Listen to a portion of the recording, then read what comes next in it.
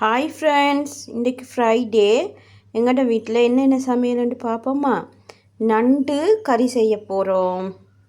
நண்டு கறி உண்டு. அதோட தயிர் சேர்த்து இறைச்சி கறி ஒன்று செய்ய போகிறோம். இங்கால அப்படியே ஈரல் பொரியல் மிளகு தூள் போட்டு பெல் பெப்பரும் போட்டு நாங்கள் ஈரல் பொரியல் உண்டோம். நண்டு கறி இறைச்ச தயிர் போட்டு குருமா முறையில் செஞ்சு காட்ட போகிறேன். வாங்க சாப்பிடலாம். எங்களோட வீட்டு ஃப்ரைடே சாப்பாடு யார் யாருக்கு பிடிக்கும் என்று கமெண்ட்டில் சொல்லுங்கள். Okay friends.